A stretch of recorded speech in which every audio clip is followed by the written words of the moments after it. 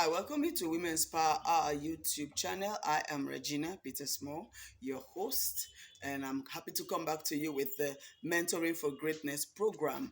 And we are on Module 2, Week 6, and we are focusing on understanding your man. Part 1. Understanding your man has 2 lessons. So make sure you listen to the second video after this one. It has 2 lessons because it is very key in a woman's life. Every woman wants to understand their man because it is key. It is a very sensitive area, a very important area in a woman's life. Hallelujah. Now, when a woman does not understand a man, we don't know how they think, how they assess their personality type, their person, their background, their makeup. And if we don't know where they're coming from, their culture, their tribes line, their type of person, you are going to be in the dark to work with that man. You're going to be in the dark. But in this lesson, it's going to guide you. These 2 lessons, they are very key in this book. They are very, very key. That's why I encourage you to have a copy of the Mentoring for Greatness workbook, because this workbook has been divided and help you to look at the lessons key every day, small, small.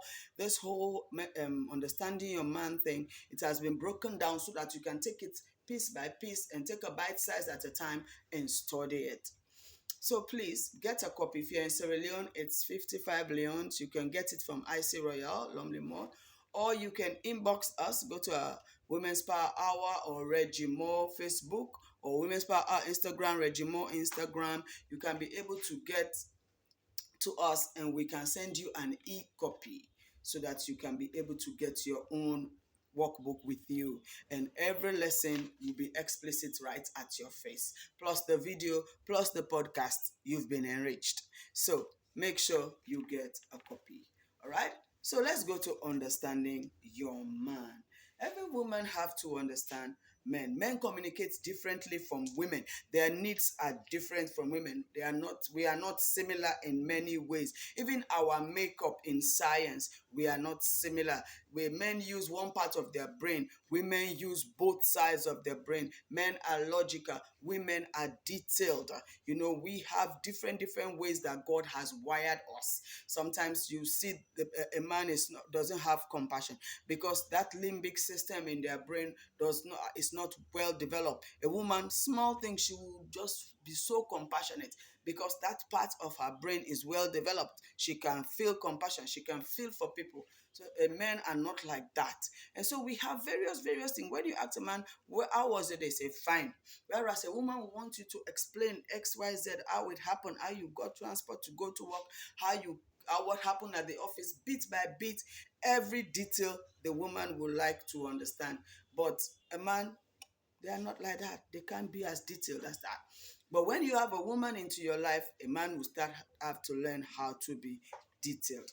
So, this understanding your man part 1, I want to give the credit to Minister Yamede Oduyoye. She has put together the 4 temperaments of men so that we can look at their temperaments in this lesson. And in the part 2, you will meet more details about how men think and how to handle men when they are having various phases in their life. All right. And the first type of personality type we want to look at is the sanguine personality type. A sanguine man is very enthusiastic, is active, is sociable, is a people person, is a good mixer. He can come here today and all of a sudden that man is everybody's friend, and he knows how to manage people, he knows how to socialize. He's just a good mixer. Maybe it can be a good marketer, and that person is very friendly and it can make the house lively. The dullness, or when there is no nothing to laugh about in the house, that person can make things really happy in the house. That's a sanguine man for you. But they have other flapses and lapses. The sanguine man likes to go to places late. The sanguine man is not tidy. The sanguine man can stop what he's doing in the middle and follow somebody somewhere.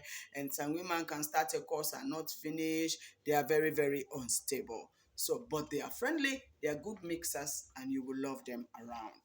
Now we have the choleric man. Now the choleric man is the very independent type, is logical, is goal oriented. They like to take charge, they like to take the lead. That is the choleric man. They are the pioneers, they are the managers, they are the administrators, they are the people who are the go-getters, they are the pioneers of various things. They are not afraid, they are bold, they are forthright, they are frank, they can tell you as it is, they can just look you into your face and confront issues. They are not scared. That's the choleric person for you. And so if your husband is like that, bold, when there are issues, he's willing to talk about it, he's not afraid to discuss it, and he can take the lead in the family, you will see that that person has the traits of a choleric person. Then we have the melancholy. They pay attention to detail, their needs, they overthink things, they don't like being in the crowd. That is the melancholy person. The melancholy person is very, very, very detailed. They can go through projects. They are very, very project oriented. You can trust them, you can entrust them with projects and be sure that they are going to see it through.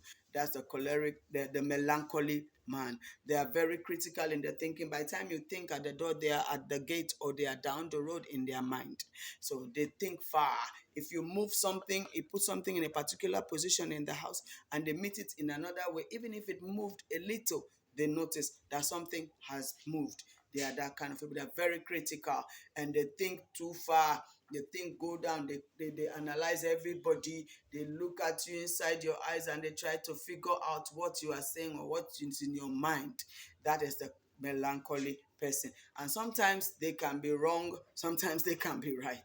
And so when your husband behave like that or your man behave like that, be careful. That is a melancholy man. And then we have the phlegmatic man. They are relaxed, they are easygoing, they care about others, but they don't want others to fuss over them. Some of them are a combination of two or more uh, um, temperaments. But the phlegmatic person, they are cool, calm, calculated. They are in their own world. They are very quiet. They do their own thing. Sometimes they can be in this house and you don't know that somebody's there because that person is the cool, quiet type. They are very loyal. They are very into their own world, and they can be that kind of person that you can trust, and you can trust them for friendship, and you can even trust them for marriage, because when they have one spouse, that's the spouse, they stay with that spouse for life. That's the phlegmatic person. You can count on them. They can be trusted, they can be counted on, even though some of them are lackadaisical, some of them they are not the go-getters. They are content with whatever they have in life. They are not the running after trying to reach goals or whatever type of person. No. Once they have what they are doing, they are happy, they are content, they stay there and they grow there. That's the phlegmatic man. All right. Sometimes your spouse can have one or two temperaments, but there can be one dominant temperament. That means there is one particular temperament that can dominate the others. So the dominant temperament is your spouse temperament, even though sometimes you can have a touch of some other temperaments around them. No. So you have to identify what the personality type of your hobby is, or your man. Look for the personality, begin to watch out and look for the traits and understand that personality. And once you know that personality, you can be able to manage that man around the personality type he is, because that is who he is. All right. Now, in our teaching others, share these principles of personality to your friends or to few women. Then you increase your prayer life with another 10 minutes. Then you read a book on relationship. In fact, this one should not be only because you are doing your M4G. Marriage is a continuous learning. Understanding your man is a continuous learning. So keep reading books, keep learning about men, marriage, and relationship. And the more education you have, the better you can manage things. So read books on relationship, share with your mentor if you have things to improve in your relationship. Maybe you have seen some things here that you think you should take care of. Make sure you take action. This M4G is about taking action.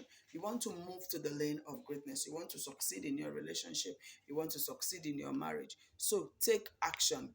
of whatever point you see that you desire to grow in. All right. Now, your expectation should have been that you are applying these principles that you are learning from understanding your husband, and those principles will help you to grow more in knowing who the personality type of your husband is. All right.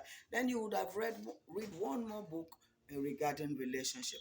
Now, if you've not gotten all of these things in your lesson, after doing this lesson, understanding your man part one, then you can talk to your mentor, and your mentor can walk you through, talk you through issues. All right.